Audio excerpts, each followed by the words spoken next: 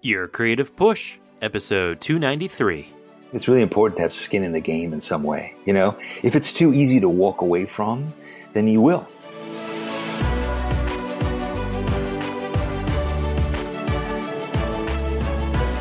Welcome to Your Creative Push, the podcast that pushes you to pursue your creative passions. I'm your host, Youngman Brown, and my guest today is Danny Gregory. Danny is an artist, author, teacher, and co-founder of Sketchbook Skool, which we talk about at length in this episode.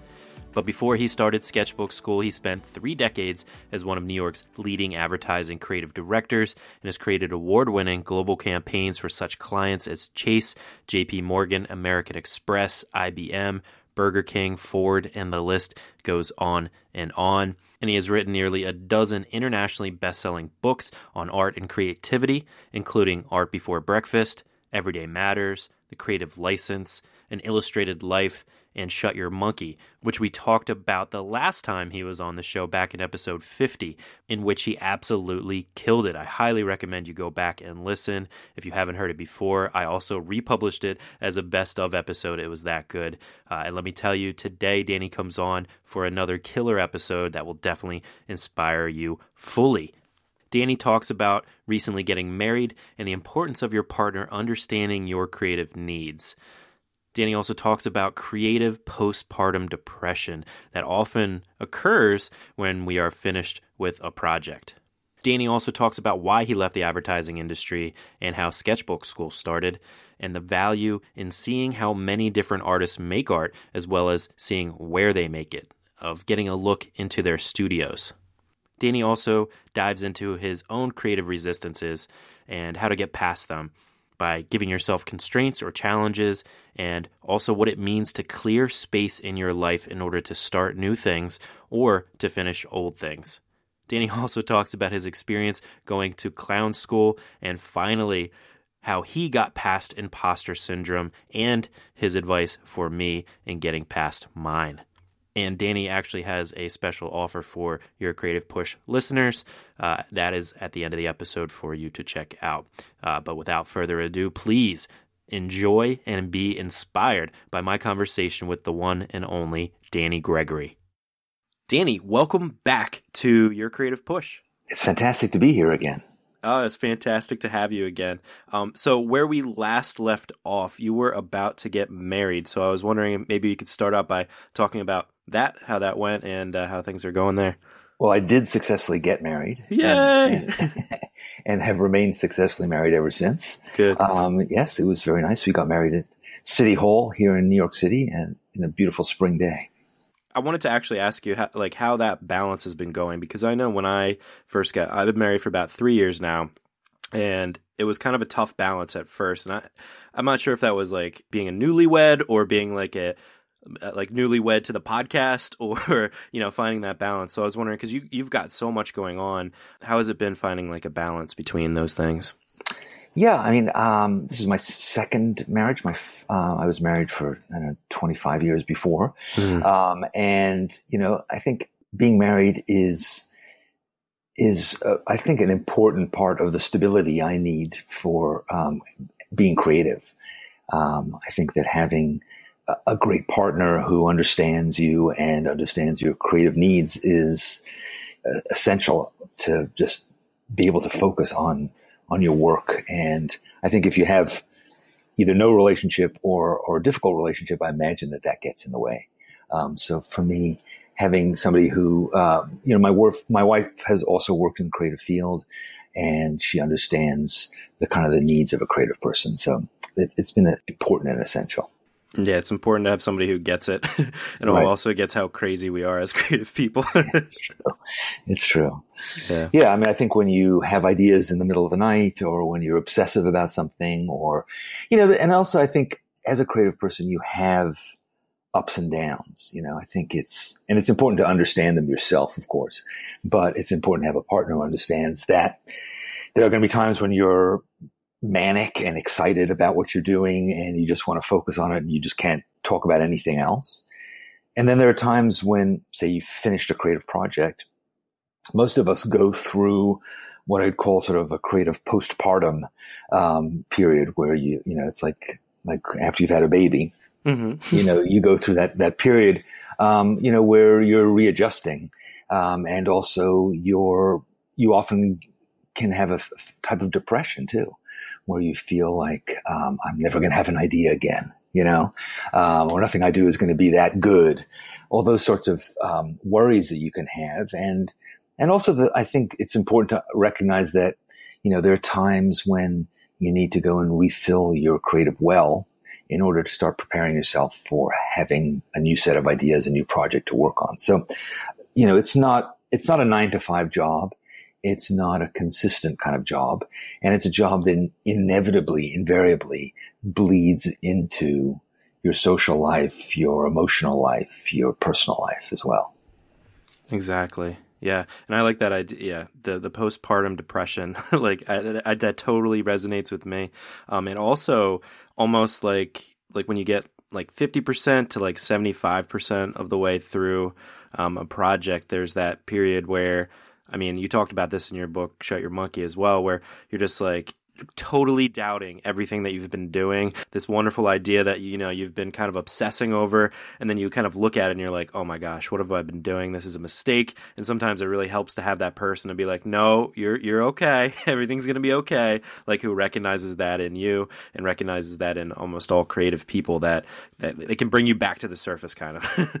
Right. And who also knows you well enough to say, don't you remember you went through this before, or this always happens to you? Somebody, who can give you some context and talk to you objectively. I mean, I find with my wife and I, we're a good team in that we're usually, if one is down, the other's up. Right. And, having that kind of balance is crucial. And also having perspective, somebody who remembers things perhaps better than you do. I tend not to have a great memory of where was I a year ago? What was I thinking last time I finished a book or last time I started to work on a book? So, which I'm starting to do now. So I'm going through that again. Oh, you got a new book coming?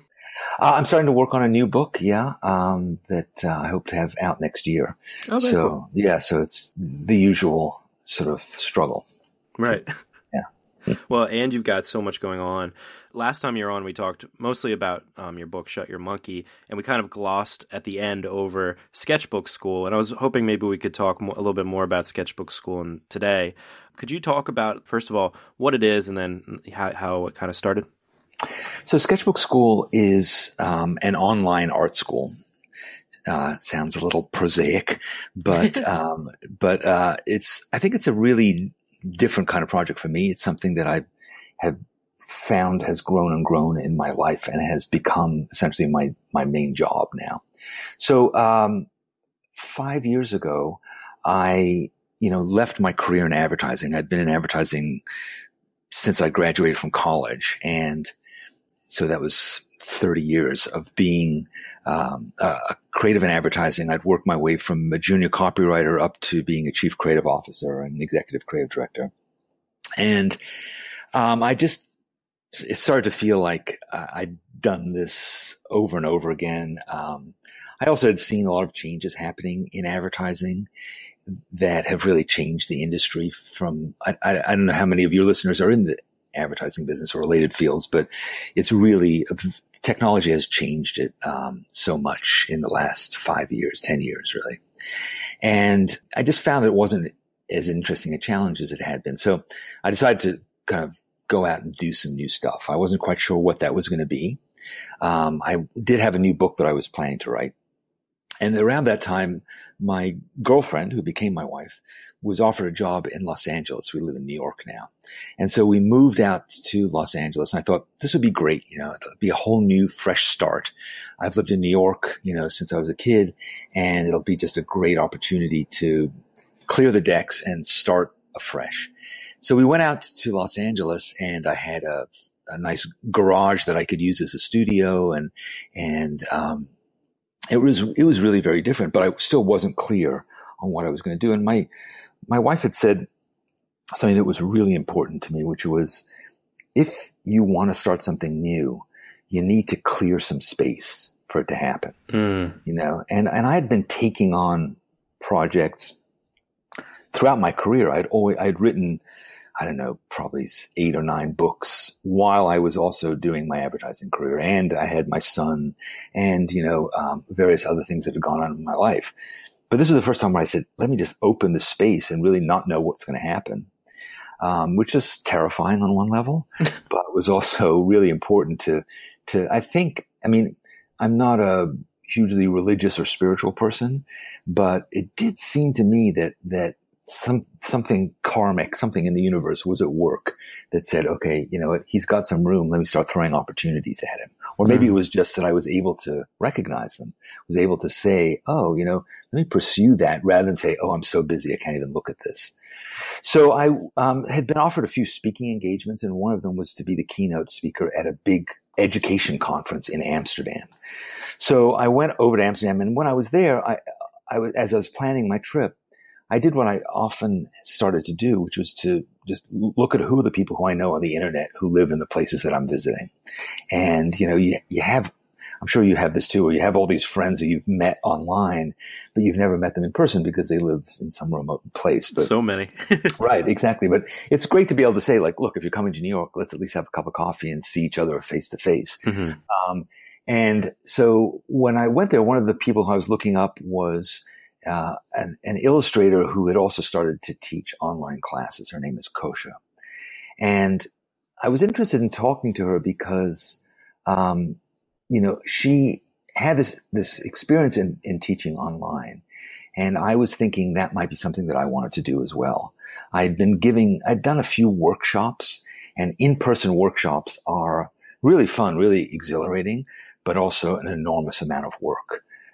For a fairly small number of people, So earlier that summer, I'd given a workshop in Massachusetts, and, I'd worked for quite a while to prepare for it. It took 3 days, and there were about 50 people who showed up, and, I lost my voice over the course of these 3 days. It was like a lot of work.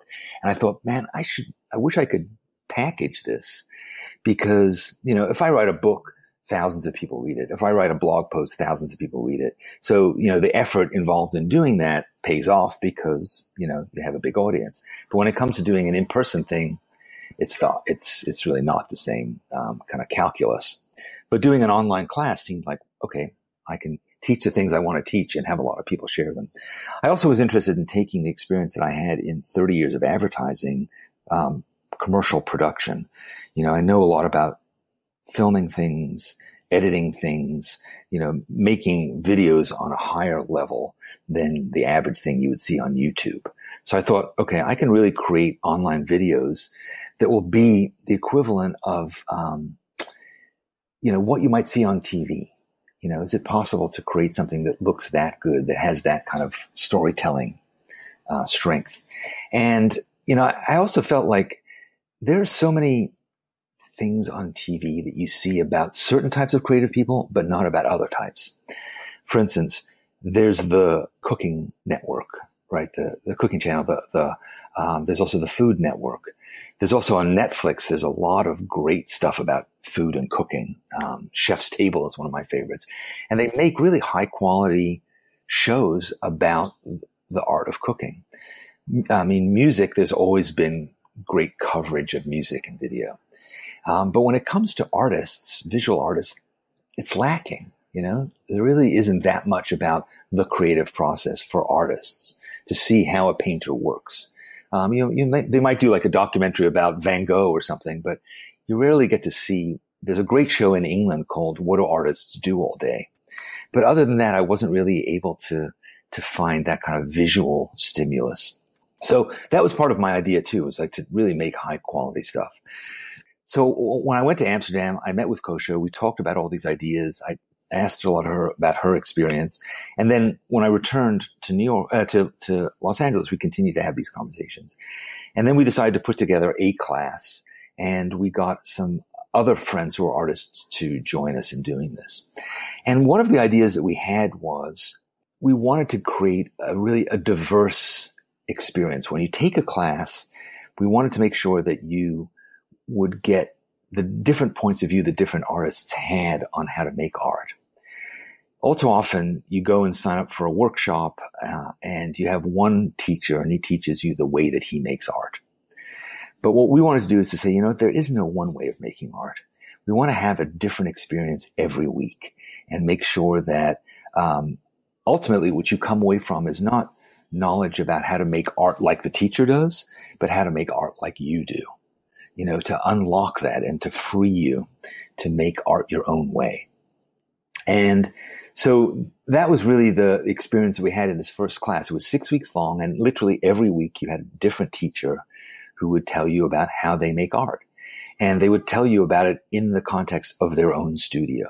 So they were like really nice series of documentary little videos that were like hanging out with an artist in their studio. You'd go there and you'd be in the studio virtually, and you'd get shown all around, and you get to see, you know, where does this person work, and what do they make?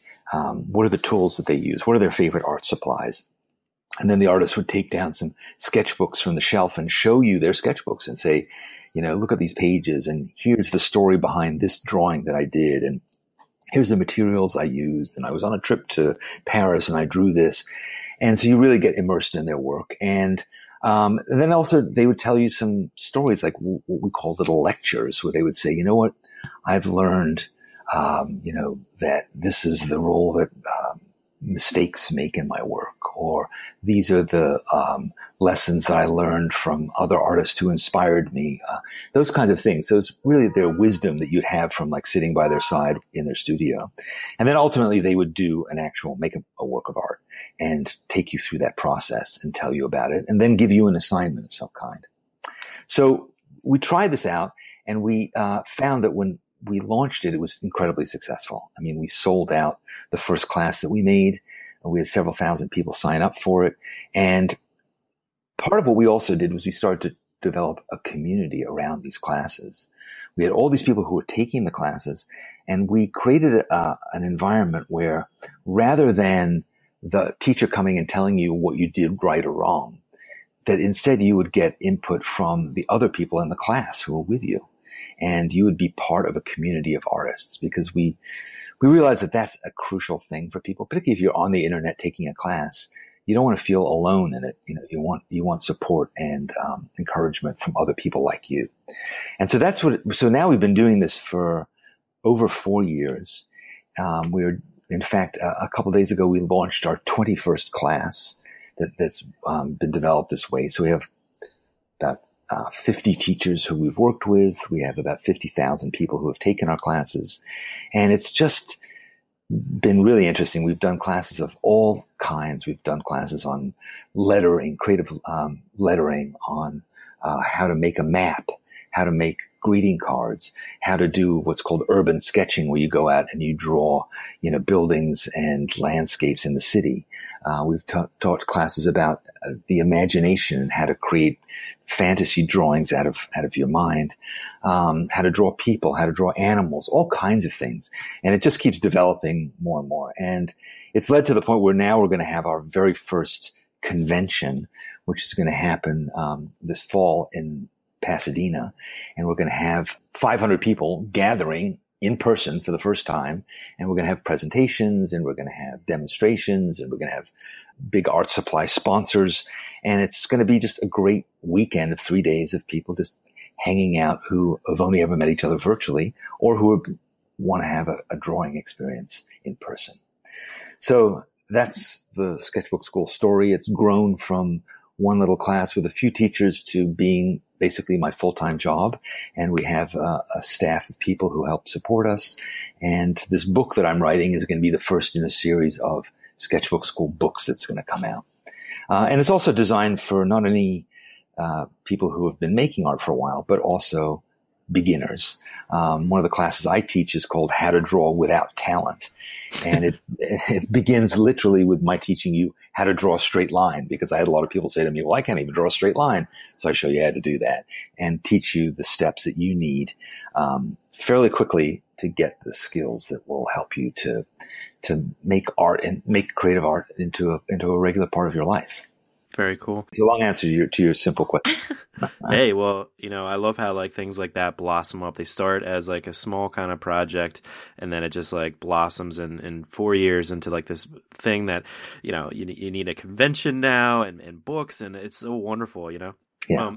And I think my favorite part of it is the community aspect of it, because that's kind of the whole purpose of this podcast is to bring people together to share ideas, share the fact that we all struggle from resistances, and it really helps to kind of have that support system.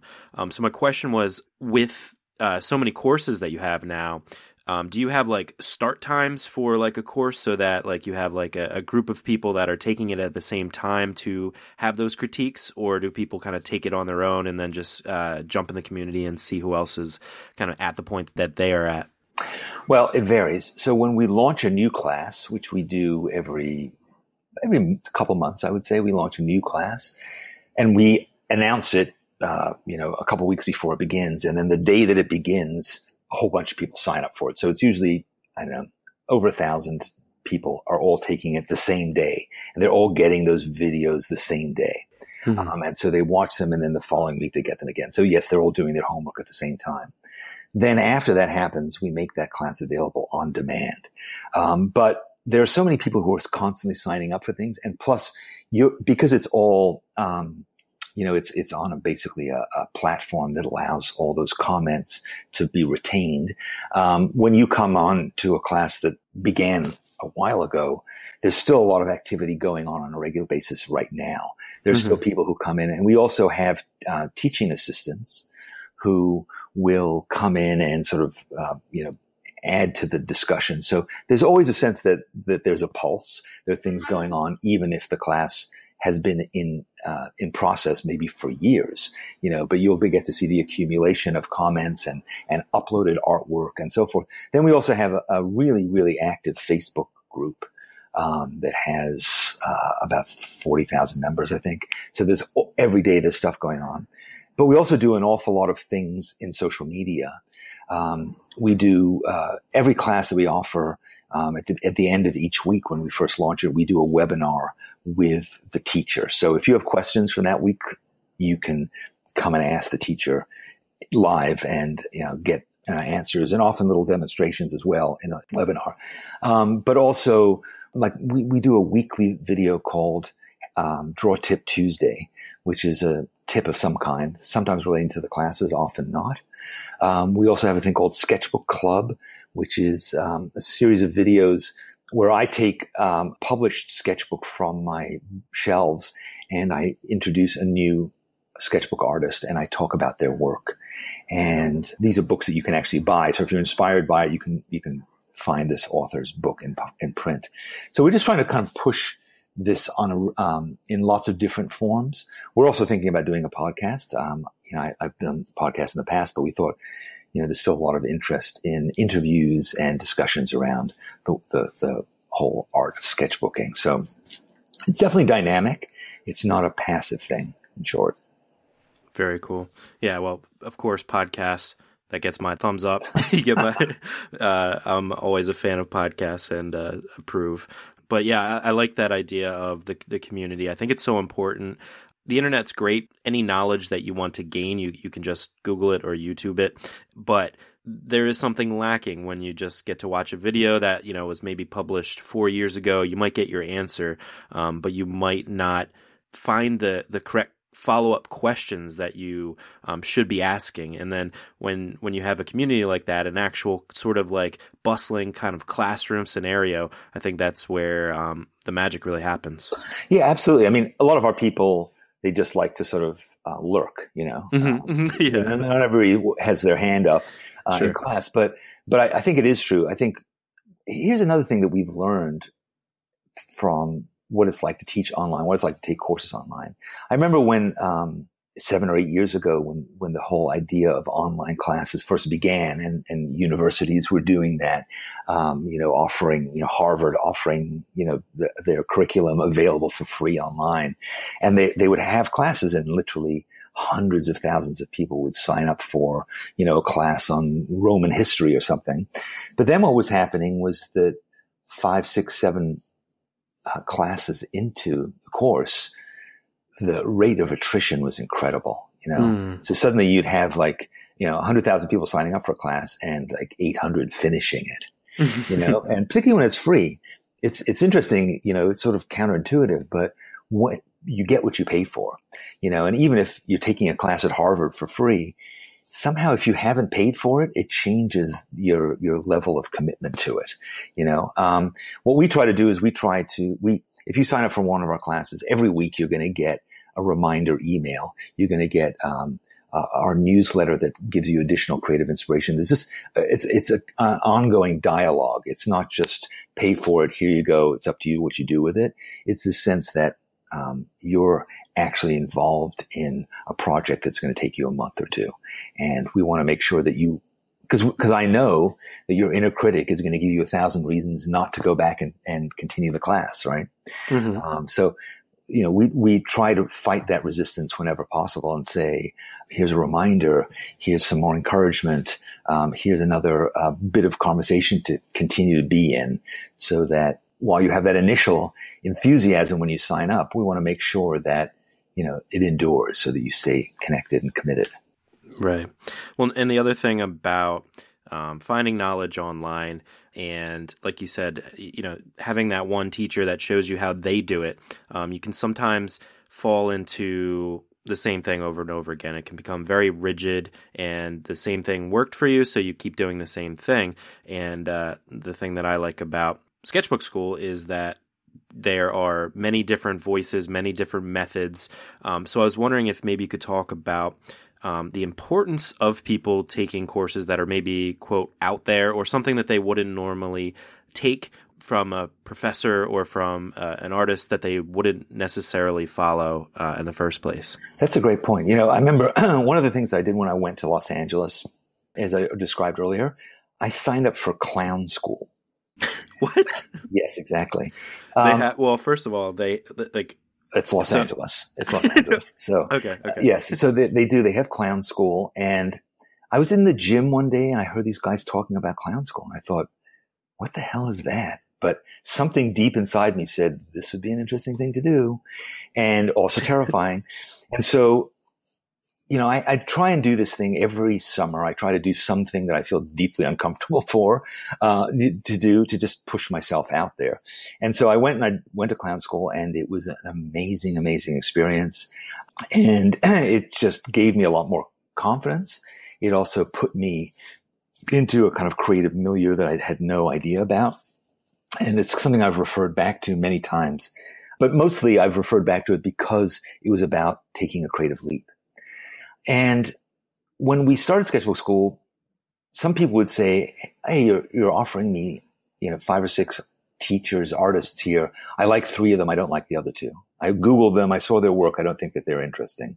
I don't know if I want to take it. Can I just take those ones? And we said, no, you're going to eat your vegetables, But the vegetables, a lot of times people come back and say, you know what? The vegetables were the best part. The teacher whose work I did, he said a sentence that changed my life. That kind of thing will happen. And so what we decided to make as part of the experience, that it's going to be a series of surprises. Trust us.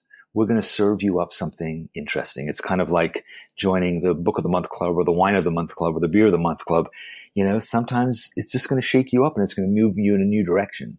And I think that's part of what learning is it's about just going against your preconceptions, so you grow as an artist and as a creative person. I think why else study something new? I got an iPad Pro last summer, and for the first time I was drawing digitally, and it was really transformative experience for me. And I had resisted it for a long time. I'm usually an analog guy when it comes to drawing and painting, but I decided I'm just going to focus on this. And I've done it now for almost a year, and it's really, really been interesting. And again, just forcing myself out there. I think that having constrictions on your creative practice is important, right? Setting up rules, setting up challenges for yourself, making projects where you say, I'm going to do something that seems really limited. I'm only going to draw with red pen for 6 weeks. I did a sketchbook where I drew the same teacup every single day for, I think it was 5 weeks. I did an Instagram project where I drew a different dog every day for 130 days. And I drew each dog in a different style, and I drew it on the iPad. And so I posted on Instagram. So it forced me, because I had a lot of people who were waiting to see what the next one was that I was going to do. And I just forced myself to stretch. Every day I'd sit down and say, not another dog. What am I going to draw today? And how am I going to draw a different style when I'd done 110 different versions, different techniques, but it was fantastic. So I think thinking you know yourself too well can be limiting, and thinking you know exactly what you're going to get out of a particular educational experience can be limiting too. Sometimes you got to just jump off the cliff and see what happens. Go to clown school. Go to clown school. Yeah. And I love that idea of doing something uncomfortable, every month. Shane Taylor was recently on the show. We talked about being uncomfortable, and I actually started an uncomfortability calendar, or I just added on my calendar a check mark every single day with a U next to it. Just a very small thing that made me a little bit nervous. Maybe it's reaching out to somebody that I wouldn't normally reach out to, or trying a different style, or something that makes me feel weird. I think it's really important to do that, every month, every week, every day, whatever it may be, so you can put yourself in those different situations. And I do like that idea of, if you set up this kind of challenge for yourself, or doing something different, if you have some money behind it, like you said, if you're paying for it, that adds to the accountability, but also doing it for your audience, or building an audience and saying, I'm going to do this thing, so that when you do wake up and you're like, ugh, not another dog, instead of just, not drawing that dog, at least you have some accountability to actually go through with it and to continue to push yourself. Absolutely. I think it's really important to have skin in the game in some way. If it's too easy to walk away from, then you will. Your answer to the voice in your head that says, stay in bed, if your answer to that voice is, but I laid out some money for this, like I got to get my money's worth, or there's, I have, X number of Instagram followers, I'll feel like an idiot if I miss a day, or if I miss a week, or I have this many blog readers, or, and so much of this is about self-motivation. It's one thing if somebody hires you to do a job, then of course you're not going to walk away from it, right? If you have a client who says, I want you to do this assignment by a certain amount of time, you're not going to just blow it off. But if you're your own client, it's, you've got to figure out techniques to keep yourself on the job, to keep yourself engaged, to keep yourself undistracted, and motivated. And so setting up rules, I think, is really an important part of that. And, it's a form of rigidity that your creative spirit might balk at. You might say, well, I need a lot of freedom. I don't want these restrictions. But the fact is, all creative forms have restrictions, right? I mean, movies are 2 hours long. Paintings are rectangular. I mean, there's always some limitation in what you do. And I think if you work without any limits, you have chaos. But if you sit down and you have a blank page and you don't know what to do on that blank page, having some kind of a prompt, some kind of a rule, some kind of an assignment you give yourself, that allows you to do that first stroke, to write that first sentence. And everything builds on that first sentence, right? I always find that if I have that glimmer of an idea, if I have that grain of sand to put in the oyster, I'm on the way, I'm going to get to the end just by having a beginning. Beautifully said. Yeah, and I wanted to go back to that wonderful advice that your wife gave you, the idea of clearing some space. And now, does clearing space mean, or at least to you and what worked for you, is that just finishing projects so that you can cross them off the list, or is it just crossing things off of the list that aren't important? Yeah, I mean, I think if you say to yourself, I'm going to create some time, or I'm going to create, it might be some physical space, I remember many years ago having my family bought me a gallery, not a gallery, a studio, and I had no idea what to do in it. And I went to the studio and it was an empty room. And I felt like bad because they bought me the studio, but I wasn't sure what to do. And literally having that space led to me painting, because I thought, okay, I've got to just do something in here. And I think, but having time, being able to say to yourself, how much time a day am I spending on social media, watching TV, doing whatever things are in your life that maybe aren't giving you the rewards you'd like? Can you sit down and say, all right, it's Sunday evening. I'm going to look at what I'm going to do this week, and I'm going to prioritize it, and I'm going to cancel a few things so I have a little bit of space. And I'm going to maybe put that on my calendar, like literally block out some time, book an appointment with myself that on Tuesday evenings, I have a 2-hour block that I don't know what I'm going to do with. And maybe I'll go to a museum at that time. Maybe I'll start to do a drawing in that time. Maybe I'll sign up for a class in that time, whatever it is. But you have to, I think, going back to the same thing I was saying about being your own client, book some time on your calendar for yourself. Book a space, and say, it can be buying a blank sketchbook and saying, I've got to fill the sketchbook up and I'm going to do a drawing. I'm going to fill 1 page a day in the sketchbook. Or, I think that it's just allowing yourself to have a reminder that I need to make this appointment for me. Yeah, I agree so much. I think so often in at least this kind of life that we live in 2018, so much of what society wants from us is to give back to them, like to give back to the machine.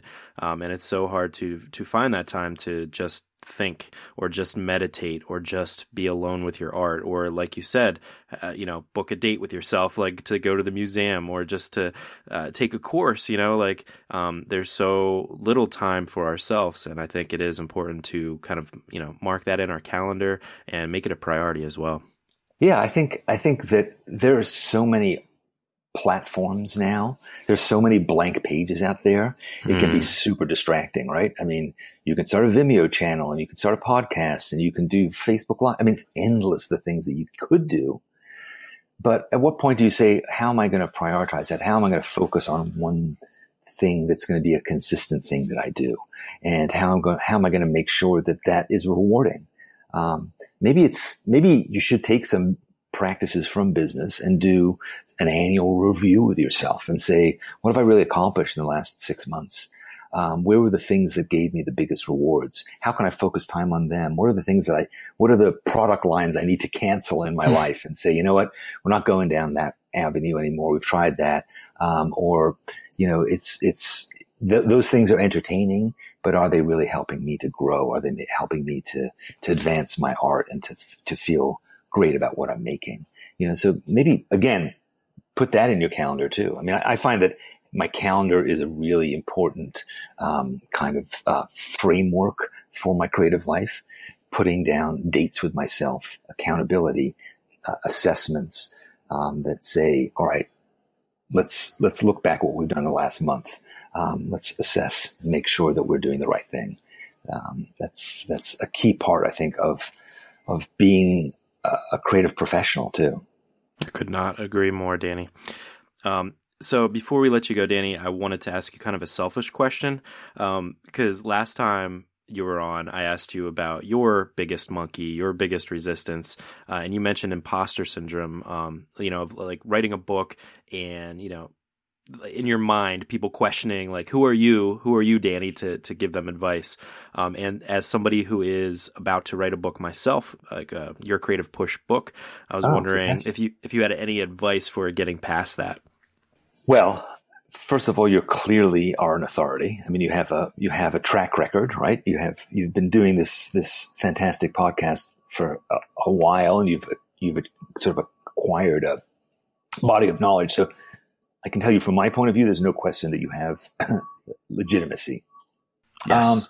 Thanks. And I think, particularly I think it's about starting to and accumulating. So I think if you say to yourself, you know what, I'm going to defer judgment about whether or not what I'm doing is legitimate or any good until I've filled 100 pages. Then we'll sit down and look at it. And then what happens when you sit down to look at it, you go, hey, man, I wrote 100 pages. I mean, I must know what I'm talking about. I managed to do that. I think it's also, there are other people who can give you reinforcement. So for instance, when I was writing Shut Your Monkey, I thought, well, who the hell am I to write a book on self-help and psychology? I don't have a degree in that. I'm not a legitimate counselor or anything like that. But I found in having conversations with people and them confirming my ideas or them asking me for my opinion, those kinds of things help me to feel, again, legitimate in this form. So those would be my two initial suggestions: is defer judgment, make a date with your inner critic and say, all right, once we get to page 100 or once we get to 2.5 months of daily writing on this project, then I promise you we'll have a full-blown review and assess whether this thing is worth it. And I promise you that when you get to that date, the fact that you've stayed committed will quiet that voice.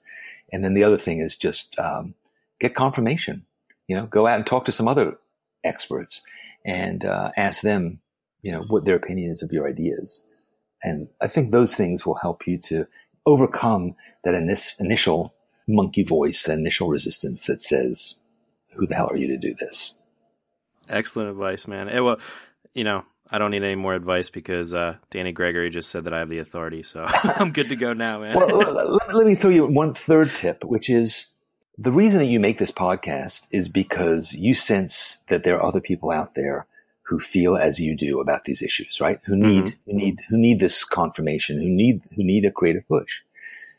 Let that be your guide for writing a book. There are people out there who maybe don't know about the podcast, or maybe in addition to the podcast would like to have a book about it. And you're writing this book for them. It's not for you. It's for them. So if they are interested in this topic, make it for them. And remind yourself of that every time you have resistance. Say, I appreciate your input. However, there are people out there waiting for this helpful information. So I find that keeping your audience in mind is a great incentive to continue even under times of tension and stress as you create something new. There are people out there waiting for it. Give it to them. Absolutely. Yeah, that's great advice for anybody. It's like, don't deny your audience or your potential audience your gift and the thing that the thing that you want out there, or the thing that you think should be out there, probably should be out there. And there's going to be tons of people that resonate with it and that want that in their lives as well. And worst comes to worst, there are a lot of bad books out there. Yours is not going to be the worst. Yeah, that is true. I've read a few. Danny, this has been awesome, but we always like to end with the final push, and this is where I ask you to reach through the microphone and grab the shoulder of one of the listeners that you've already really inspired today, and just give them your best final words of advice and really push them and encourage them to pursue their own creative passions. Okay. It's great that you're listening to this podcast, but now it's time to turn off podcasts and to sit down and make something. Spend 10 minutes making something and get going with the thing that you ultimately want to do, and do a little bit of that every day. So every time you have the impulse to distract yourself, instead try and focus that energy into making something new. And bit by bit, you will achieve the things that you want to achieve. Big creative projects always begin one spoonful at a time, and you will get there. You will achieve that greatness, but focus on the now and get going. One spoonful at a time. I love it. And when they're ready to learn again, they can head to Sketchbook Skool. So tell them how to get there. And yeah, so Sketchbook Skool, we spell school with a K, but don't worry about that. Just go to sketchbook.school. School spelled like SCHOOL.